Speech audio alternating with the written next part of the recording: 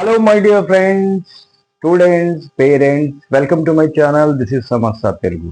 आज के हमारे SA1 के एग्जाम की तैयारी कैसे करें इस टॉपिक पे मैं आप लोगों के सामने एक इम्पोर्टेंट क्वेश्चन आंसर्स जिसमें 4 मार्क्स के आंसर कैसे ग्रैप करना है, उसके साथ साथ 8 मार्क्स का आंसर किस टाइप के ग्रैप करना है। 4 मार्क्स 8 मार्क्स के ग्रामर मार्क्स के साथ साथ आपको इसके अंदर तमाम ग्रामर पार्ट्स भी इसके अंदर मैं आपको समझाने वाला हूं। तो वीडियो थोड़ा लंबा होता है, लेकिन आप एग्जामिनेशन में 10 और 10 मार्क्स से लेके आना है, 80 आउट ऑफ 80 मार्क्स स्कोर करना है। तो हमारे वीडियो को कंप्लीट एंड तक देखिएगा। देखिए और एक प्यारा सा कमेंट भी लिखिए, आपके डाउट्स लिखिए, ताकि आपके डाउट्स के हिसाब से आने वाले दिनों में आपके डाउट्स के हिसाब से हम एक अच्छे वीडियोस आप तमाम लोगों तक पहुंचाने में हमारे को मदद मिलती। चलिए क्लास की शुरुआत कर लेते हैं बिना देरी के। सबसे पहले हम यहाँ पर పొడుపు कथन लेसन से हम यहाँ पर टॉपिक्स लिए हैं यहाँ पर। तो इसके अंदर का जो ये పొడుపు కథల గురించి రాయండి। या पुरातन प्रश्नोत्तर विधान में పొడుపు కథలు అంటే ఏమిటి पुराने या इसको और एक क्वेश्चन क्या बोल के पूछता है आने वाले एग्जामिनेशन में बोल के बोलते यक्ष प्रश्नలు అంటే ఏమిటి बोल के भी क्वेश्चन पूछने के चांस है। अब यहाँ पर मैं लिखता हूँ, यहाँ पर क्या बोल के लिख रहा हूँ, यहाँ पर यक्ष प्रश्नలు అంటే ఏమిటి बोल के भी लिख रहा है। तो इस तरीके से अभी जो क्वेश्चन है ये, लेकिन आपके अभी यक्ष प्रश्नలు అంటే ఏమిటి ये जो क्वेश्चन है, ये क्वेश्चन आपका टेक्स्ट बुक का क्वेश्चन है। मैं यहाँ पर टीवी क्यों बोल के लिख रहा हूँ, यहाँ पर आपका टेक्स्ट बुक का क्वेश्चन है। तो मैं आपको बार बार ये समझा रहा हूँ कि कभी भी आपका टेक्स्ट बुक का जो क्वेश्चन है वो क्वेश्चन कभी भी आपके एग्जामिनेशन में आने वाला नहीं है। सेम क्वेश्चन यक्ष प्रश्नలు అంటే ఏమిటి दिस टाइप ऑफ क्वेश्चन आपको एग्जामिनेशन में अपीयर दिखाई नहीं दिया, क्योंकि यहाँ पर क्या है कंटिन्यूअस कॉम्प्रिहेंसिव एवेल्यूएशन इस टॉपिक्स में क्या होता बोल के बोलते हैं क्वेश्चन को ट्विस्ट करके देने की कोशिश में लगे हुआ रहता है। तो क्वेश्चन को ट्विस्ट करके देने की कोशिश कर रहा बोल के बोलते क्या रहेंगे यहाँ पर పురాతన ప్రశ్నోత్తర విధానం పొడుపు కథలు అంటే ఏమిటి यानी ఈ యక్ష ప్రశ్నలు ఏ విధంగా ప్రచారంలోకి వచ్చాయి, बहुत सारे क्वेश्चन ये तमाम कितना भी ट्विस्टेड करके देने से कोई हमको कोई प्रॉब्लम नहीं है, कोई कंफ्यूजन नहीं है। करना कैसा है बोल के बोलते हो इसके अंदर के जो कीवर्ड्स जो है, जो आपने आंसर याद किया है वो आंसर को अगर आप कीवर्ड्स उस आंसर में के जो कीवर्ड्स है वो कीवर्ड्स के बिना आपका क्वेश्चन बनता नहीं, ये चीज ध्यान में रखिएगा।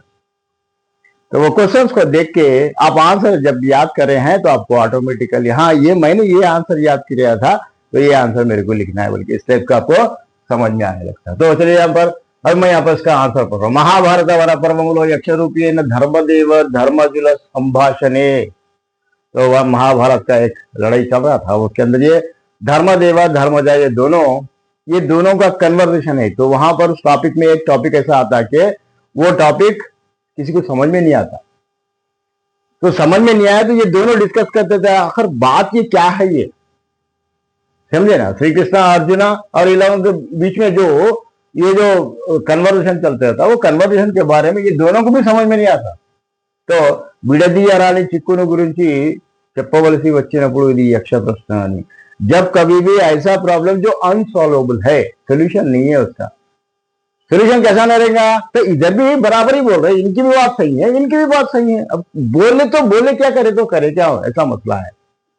ऐसा प्रॉब्लम ये सॉल्व इसका अनसॉल्वेबल जब प्रॉब्लम अगर आता तो वैसे प्रॉब्लमों को क्या बोलते बोलते यक्ष प्रश्नలు అని।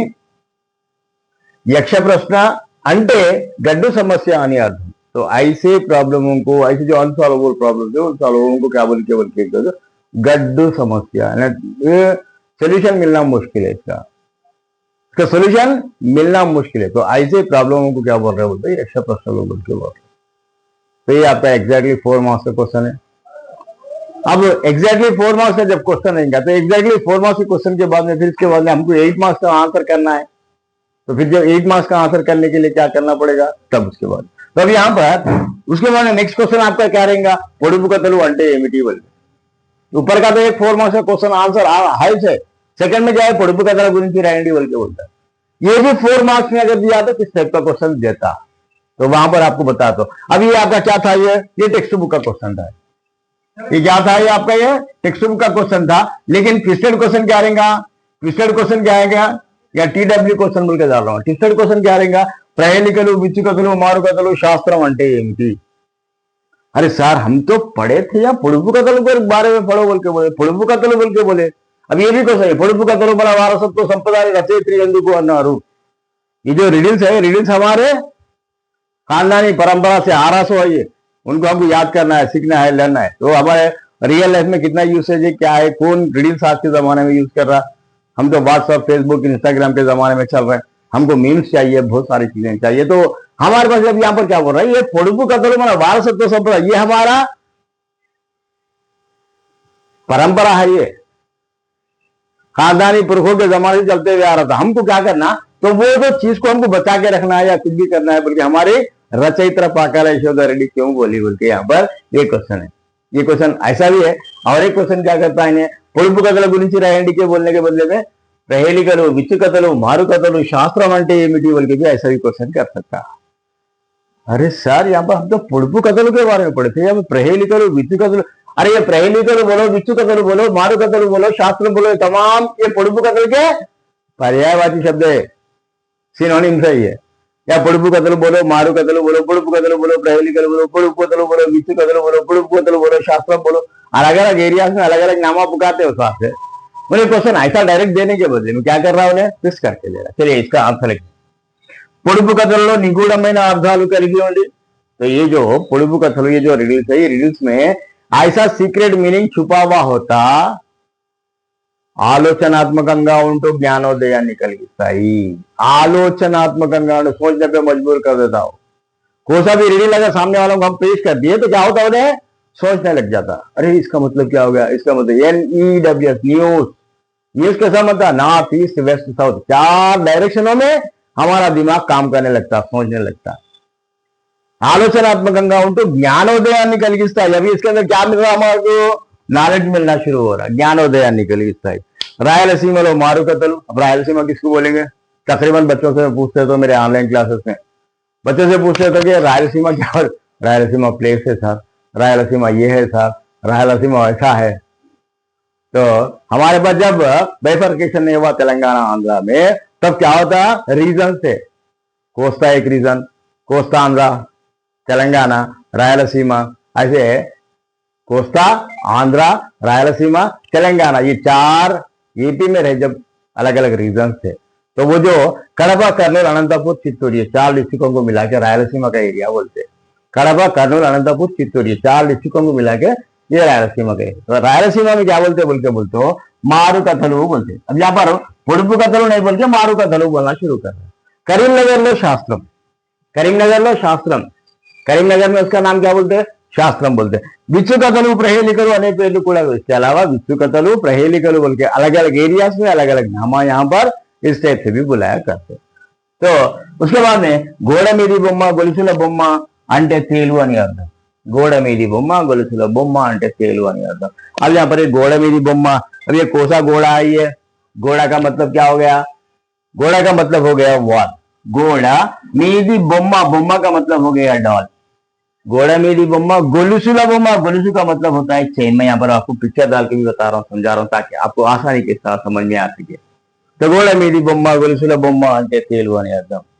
एक दीवार है, दीवार पे एक डाल जैसी चीज दिखाई दे रही, डाल जैसी दिखाई। सच में एक स्कॉर्पियन क्या होते बोल के बोलते, एक ही जगह ठहरे हुए थे, जर्रा हिलते नहीं, ढुलते नहीं, कुछ नहीं। दिखने में कैसा दिखता बोल के बोलते, हमारे स्टेशनरी के दुकान में वो जो लिजर्ड्स मिलते, रबर टाइप का लिजर्ड्स मिलते थे, हम स्टूडेंट्स क्या करते, अक्सर वहां से खरीद लेते, 10 रुपए 20 रुपए खरीद के लेके आके क्लास में लेके आके शरारत करने की कोशिश करते। सामने वाले के ऊपर छिड़क के एकदम डर जाते, अरे लिजर्ड कहां से आके हमारे जिसम पे गिर गए। तो इस तरीके दिखने में कैसा दिख रहा बोल के बोलते, बोम्मा कैसा दिख रहा है, डॉल कैसा दिख रहा है, खिलौने कैसा दिख रहा।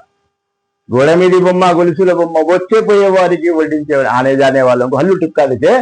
तो जब बिच्छू काटा तो उसके अंदर जहर रहता, फिर बहुत परेशान, बहुत तकलीफ भी होती रही। तो इस वास्ते గోడ మీది బొమ్మ, గొలుసుల బొమ్మ। अब इसका यहाँ पर एग्जाम्पल क्या देते हैं बोलते, तो एक दीवार है, दीवार पे एक डॉल के वैसी दिखाई दे रही, వచ్చే పోయే వారికి వడ్డించే, वो గొలుసుల బొమ్మ, उसके अंदर पूरे चेन चेन चेन चेन ऐसा, उसका जिसम पूरा चेन से जैसा, चेन सिस्टम जैसा रहता।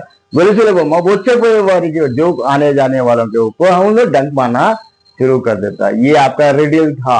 अब ये रिडल का मीनिंग क्या था, इसका आंसर क्या था बोल के बोलते, आंसर ये था कि वो दिखने में ढोल के वैसा दिखाई देता, लेकिन वो ओरिजिनल में क्या है बोल के वो तो स्कॉर्पियन है बोल के इसका मतलब।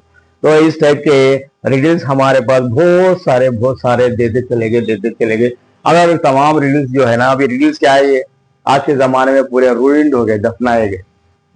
कोई रिडल्स का यूसेज में नहीं है, मार्केट में यूसेज में नहीं है, या कभी रोजमर्रा जिंदगी रियल लाइफ में भी उसका यूसेज नहीं है। तो नहीं रहने की वजह से क्या कर रहा है तो बारल अकादमी नाम का एक ऑर्गेनाइजेशन क्या कर रहा है, वो नारायणगुड़े में है, वो ऑर्गेनाइजेशन वाले क्या कर रहे हैं बोल के तो इन तमाम जो पूरे हमारे जितने इंडिया में जितने स्टेट से, तमाम स्टेटों से ये जो भी रिडल्स है वो तमाम रिडल्स को एक जगह करके उसके अंदर से बच्चों के फायदेमंद वाले रिडल्स को यूज करके सेलेक्ट करके उन तमाम चीजों को फिर प्रिंट करके आपके सामने पेश करने की कोशिश कर रहे हैं। तो अब ये जो आंसर है, अभी ये आंसर आपको यहाँ पर एक आंसर है, एक आंसर है। अगर आप थोड़ा बहुत ऐड करके अगर वो भी अगर लिख दिए तो आज के जमाने में ये पूरे रूइंड हो गए। तो उन तमाम चीजों को फिर दोबारा आप हमारे सामने पेश करने के लिए ये पुड़बू का फिर दोबारा ये बारल अकादमी वाले कोशिश कर रहे हैं, बल्कि अगर वो पॉइंट भी अगर आप लिख दिए तो ये तो 4 मार्क्स का आंसर है, ये भी 4 मार्क्स का आंसर है। अगर आपको 8 मार्क्स का आंसर करना है तो ये 3 चीजें अगर थोड़ा थोड़ा ऐड करके लिखिए तो आपका बाई 1 गेट 1 3 गेट 2 3 गेट 3 पूरे के पूरे आंसर आ गए। 4 मार्क्स का आंसर भी आ गया, एज वेल एज आपका 8 मार्क्स का भी आंसर आ गया। तो इस तरीके से आपको आने वाले ऐसे एग्जामिनेशन की इस तरीके से तैयारी कर लीजिए। बहुत इजीएस्ट वे में है, आसानी बेहतरीन अंदाज में आपको समझा रहा हूँ। समझ के प्रैक्टिस कर लीजिए इसको, और प्रैक्टिस करके आने वाले एग्जामिनेशन में अच्छे से अच्छे मार्क्स स्कोर कर लीजिए। फिर मिलते हैं कल के नए वीडियो में लेसन 3 से शुरू करके, और इसके अंदर और क्या क्या चीजें रह गए थे। फिर इसके बाद में हम ग्रामर पार्ट भी आपको समझाते बोल के बता रहे थे यहाँ पर। अब यहाँ पर ग्रामर पार्ट में क्या रहता बोलते हो, निगूढ़ महीना बोल के एक जो वर्ड है, ये वर्ड का आपको यहाँ पर ओन सेंटेंस को फ्रेम करने के लिए कोशिश कर सकता। और उसके हमने कथలలో అర్థాలు కలిగి ఉండి आलोचनात्मकंगा होता है। आलोचनात्मकंगा बोलते ये जो वर्ड है, ये वर्ड में आपको यहाँ पर जहां जहां पर भी जा अगर आया तो वहां पर आपके भाषा भाग वाले में विशेषणम बोल के आप इसको प्रैक्टिस कर ले सकते हैं। ये आपका एडजेक्टिव है यहाँ पर। उसके बाद गोड़ा मेरी बोम्मा बोल, ये बोम्मा ये डॉल, ये बोम्मा सॉरी बोम्मा डाल, ये गोलसू चेन, ये चेन। उसके बाद में यहाँ पर तेलु का मतलब हो गया स्वार्थ। ये तमाम चीजें आपके भाषा भाग वालों के नामवाचकम में आपके गोड़ा वाल, ये भी आपका नामवाचकम में आपको आने वाला है। ये तमाम चीजें आपको, अब ये करीमनगर है, रायलसीमा है, ये पूरे भी आपको इसके अंदर नामवाचकम के रिलेटेड से वाले टॉपिक्स मिलना शुरू करते रहेंगे। चलिए फिर इसके बाद में और से बहुत सारी चीजें हैं इसके अंदर, मैं एक के बाद में फिर नेक्स्ट इसका ग्रामर पार्ट भी आपको एक बताते जाऊंगा। आने वाले दिनों में ग्रामर भी कैसा आसानी के साथ कर सकते, तमाम टेक्निक्स में आपको समझाते चले जाऊंगा। तो समाचार तेलुगु चैनल को लाइक करिए, शेयर करिए, सब्सक्राइब करिए। आपके डाउट्स, आपके कुछ भी आपका प्रॉब्लम आ रहा तो अच्छा सा कमेंट करिए। कमेंट करने में, लाइक करने में, शेयर करने में कंजूसी मत करिए। यहाँ पर एक सवाब जारिया का दिखाई देता है, यानी आप अगर ये चीज किसी न किसी 10th क्लास पढ़ने वाले बच्चों को अगर आप शेयर करें, क्या पता उनके दिल से कब क्या दुआ निकल। अरे वाह, क्या जबरदस्त वीडियो था, क्या फायदेमंद वीडियो था, कितना बेहतरीन वीडियो था हमारे लिए। तो आपके लिए अब आप शेयर करेंगे तो आपको कहीं ना कहीं दुआएं मिलेंगे, लेकिन समझिए ना, तो बददुआएं तो नहीं देता कोई भी, कहीं ऐसे भेजे बोल के। आप अपने क्लासमेट को भेजते, आपके फ्रेंड्स को, जो भी 10th क्लास में पढ़ने वाले लिखने वाले तमाम बच्चों तक इस वीडियो को शेयर करते रहिएगा। Thank you for watching.